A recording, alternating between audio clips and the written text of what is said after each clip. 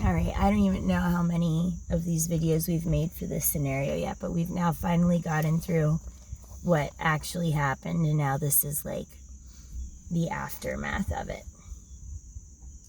Please, please, please make my tailbone stop hurting. I've asked around, and this sort of thing happens after you're fingered for the first time. I don't know if that's true, and I don't remember who I asked, but I do remember I was in a lot of pain.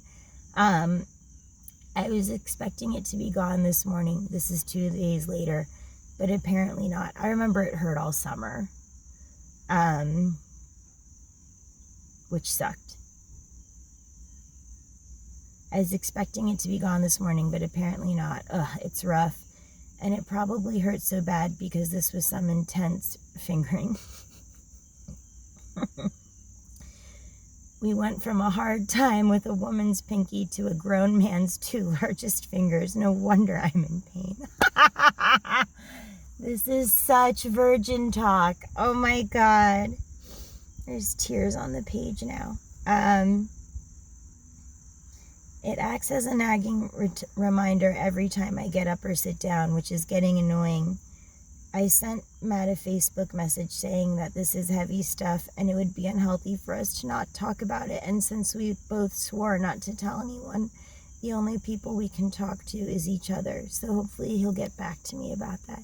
This guy was so fucking terrible to me. Don't tell anyone. Just sit with this for the rest of forever and keep the terrible thing I did to you to yourself because you promised me you would. Alright, so now I'm telling someone because I needed to. And I'm sure I felt really bad about it at the time, but I don't anymore. I told so-and-so. She didn't think it was funny. Actually, she reminded me a lot of my mom with her mannerisms. She said how she is completely baffled by how disgusting she finds him, that he did that in no way to help me, that was completely selfish, and she can't even wrap her mind around how much she hates him. Now that I'm older and wiser and like out of purity culture, I feel the same way. It was a truly fucked up and terrible thing for him to do. She said I should too, but he has me brainwashed. Yep. Because if 1/100th of the shit he's pulled with me had happened to her, his body would be at the bottom of the bay. This girl was awesome. I loved her.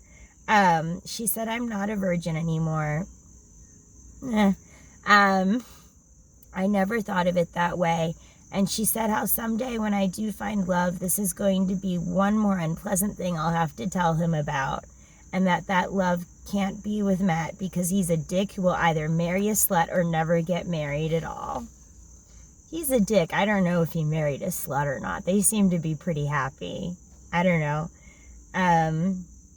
Brainwashed. Maybe that's why I don't feel bad about this. I felt bad about it. I didn't want to admit it to myself. Maybe that'll wear off, though. I knew that I should feel terrible because purity culture had told me that I should feel terrible and that this would surely all be my fault, and I didn't want to admit to myself that this was all my fault. It wasn't, but that's what my culture was telling me. Maybe I'll feel really lousy about it someday. Only every day for the rest of your life. I don't foresee it, though. I can only imagine that happening if I'm in love with someone else. Sigh.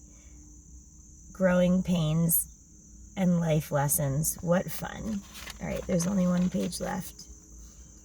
All right, I guess I had left Messiah and come home at the end of the semester, and I was making a list of things I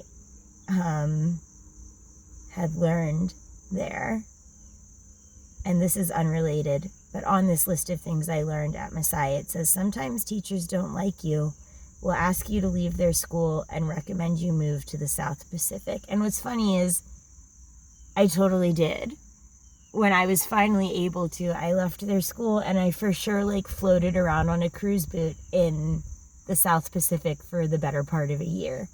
That was completely unrelated. Anyway, that's the story of the first time fingers were inside of me, first at a doctor, then in the back of a Mustang, in a very traumatic experience. Yay, bye.